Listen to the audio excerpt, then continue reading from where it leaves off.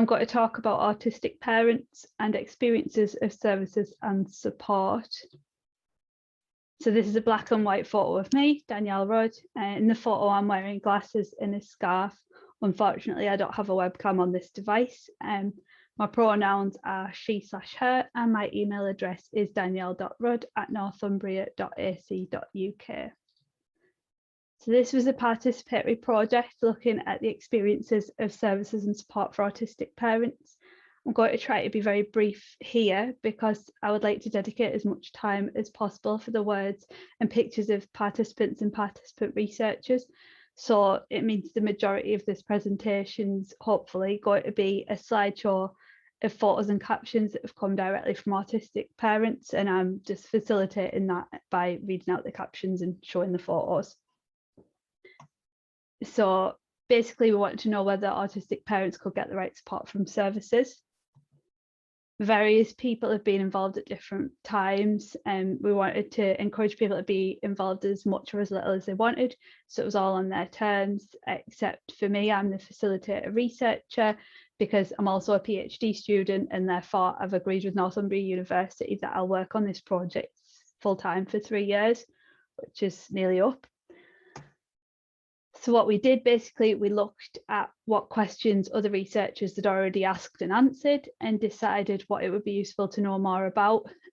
So we decided also how to work with autistic people to get useful information. So we talked a lot about methods. Then we gathered information from autistic people, specifically from autistic parents. And some autistic people took photos and wrote captions. So we looked at those photos in a small group and tried to notice patterns. So that's what we did. And the patterns that we noticed were in 3 themes. So the first theme, autism unfriendly. The second theme, communication mismatch. And the third theme was inevitable burnout. So I'm going to briefly explain these one at a time and show the photos and captions from autistic parents. So the first theme is autism unfriendly. And the picture that you can see of the flower with the smiley face, the watering can and the sun was drawn by Phoebe, who was a participant researcher. And it was that picture is about what autistic parents need to thrive, but are not necessarily getting from services.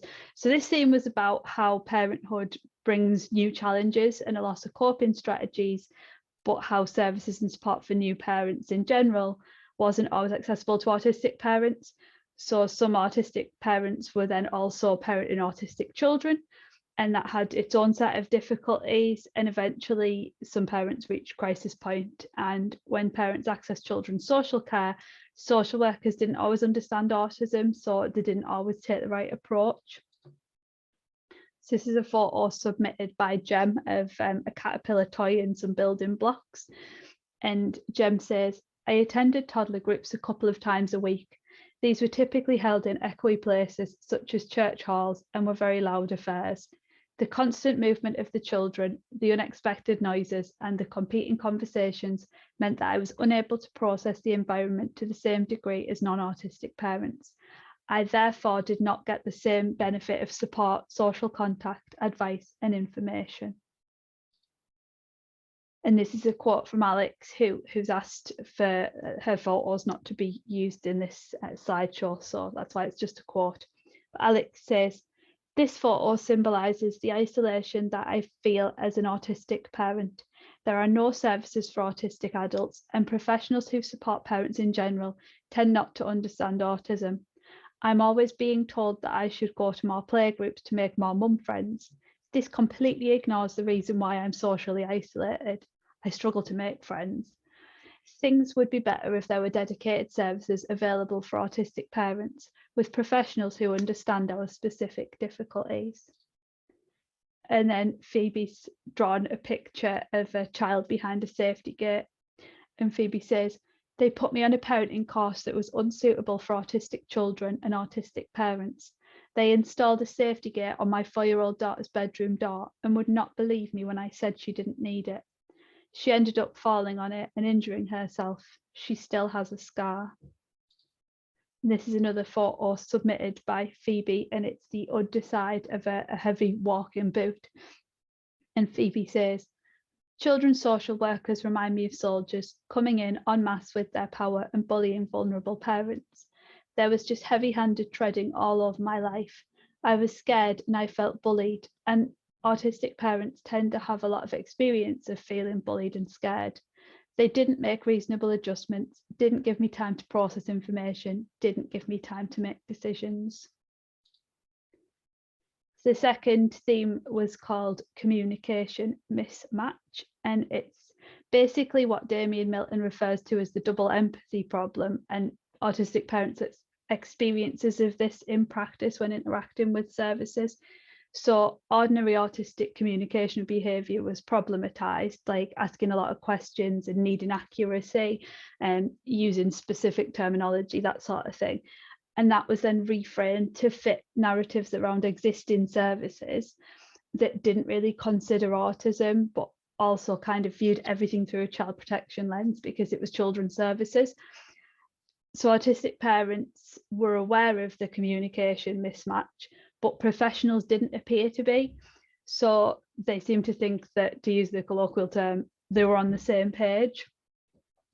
But when autistic parents tried to fix the mismatch, so by asking for reasonable adjustments, by pointing out that there might be a misunderstanding, try to be more specific in their own communication, that actually often made the situation worse. And when parents were disclosing an autism diagnosis, sometimes this was challenged or invalidated.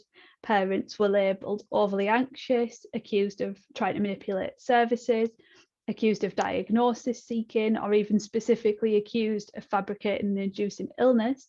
And that was especially problematic when parents were adopting medical terminology in order to try to be specific. So this is a photo of a map, I think a regional map or a city map, and it's sort of so detailed and there's so many paths that it's quite difficult to see it properly.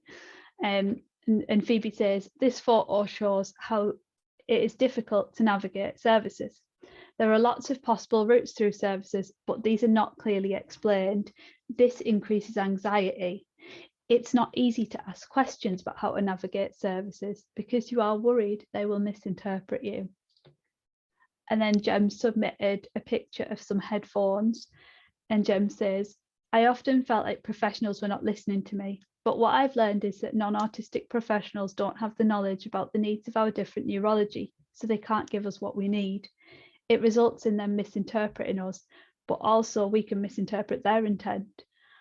At the time, it felt like they weren't giving me what I needed on purpose, but I am now aware that they also ascribe negative intent to my communication. Both sides need to understand the other person's communication difference. And then this is a photo of some sunglasses submitted by Phoebe, and Phoebe says, like many autistic women, I was initially misdiagnosed as having borderline personality disorder. From the outset, services had preconceived ideas that I might be manipulative, a liar, and dangerous. My strengths, being good at admin and quick to chase things up, seemed to get twisted to fit the manipulator narrative. Services were blind to my strengths and weaknesses. And Jem says, autistic mothers are at greater risk of being falsely accused of FII, as it is primarily based on the professional's impression of the mother's communication. If the professional is not autistic, they can make assumptions about the mother's intent or emotions. For example, assuming a mother is overly anxious because she is asking about details, or assuming she wants her child to be ill because she's asking what the diagnosis is. So FII is fabricated and induced illness. And this is a picture of a locked door, and by Phoebe, and Phoebe says, this locked door shows my fear of being put in prison for being a bad parent. I was scared that I would be misunderstood because people always misunderstand me, and that I would somehow incriminate myself. And then this is a picture of a blanket wrapped tightly into a spiral, and it's just got a little teddy bear tucked into the end that's holding a heart that says Mum. And Phoebe says, social services seem to forget that it's not only children who need to feel safe. I felt very vulnerable as a parent and as an autistic person. They came in with a sense of authority, the way they acted, walked, and dressed. I was scared. I went into fight or flight mode, and this exacerbates my communication difficulties and raises my anxiety, causing me to become avoidant. The more scared I felt, the more my autism traits were triggered. As my autism wasn't diagnosed, this raised suspicions, and then they reacted to these, making me more frightened. It was a vicious circle, and it just went on and on and on. I just needed them to be a bit more gentle, to have a bit of empathy. And then the final theme was inevitable burnout. So this is about how a lack of support and or receiving inappropriate support or intervention from services will lead to inevitable burnout for autistic parents. So this photo was submitted by Phoebe with the title "Professionals Are Destroying Us," and she explained that her interactions with services have left her with long-term physical and mental health issues. So I've got a quote from Alex, and Alex says, "This photo symbolises my desire, sometimes, to turn back the clock. I didn't know I was autistic when I decided to have children. I didn't realise how hard it would be, and I didn't yet understand that my marriage was abusive. Now I'm a single parent. I push myself to breaking point every single day to do what's best for my children, often with little understanding or support. I just don't understand why no help is available for something as critical as parenting." And then Phoebe submitted a photo of a teacup that says "mother" on it, about to spill tea on a knife edge. And Phoebe says, "I was always on the edge. I was an undiagnosed autistic parent with mental health problems, trying to manage an undiagnosed autistic child with no support and no money. I was struggling. I was struggling with the noise, but didn't know how to manage sensory overload because I didn't know enough about autism at the time. I just needed someone to see that. I just needed respite, which I asked for but didn't get. Instead, they only added extra pressure under the rationale of protecting the child. Couldn't they see that adding to my stress was going to affect my parenting capacity even more?" And this is a photo submitted by Wednesday, and it's the edge of an electric wheelchair, and Wednesday's legs in jeans with one pink sock, one purple sock, at the top of a staircase, looking like the wheelchair's about to go over the top of the staircase. And Wednesday says, "This is what it's like to be told I can cope, that I am able, that I function highly when asking for help. It's like I'm stuck in my wheelchair at the top of a flight of steps. I'm perfectly capable of driving over the edge. The problem is not driving over the edge, it's the damage that happens when I do." This is a quote from Alex. "Parenting requires all my attention and energy, so it's impossible to stay on top of the housework. This is a problem because a messy and cluttered environment triggers sensory overload for me."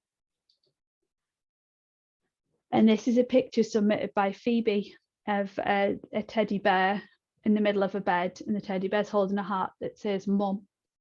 And Phoebe says, "This photo shows the vulnerability and exhaustion of the parent, especially when caring for an autistic child. Lack of autism awareness means both parents and children are unsupported. I just needed a good night's sleep." So the important points from this are that autistic parents are not getting the right support from services. Services don't understand autistic people and can misinterpret us. This leaves autistic parents at risk of additional scrutiny and unnecessary child protection responses from services. And without the right support, autistic parents face a high risk of burnout.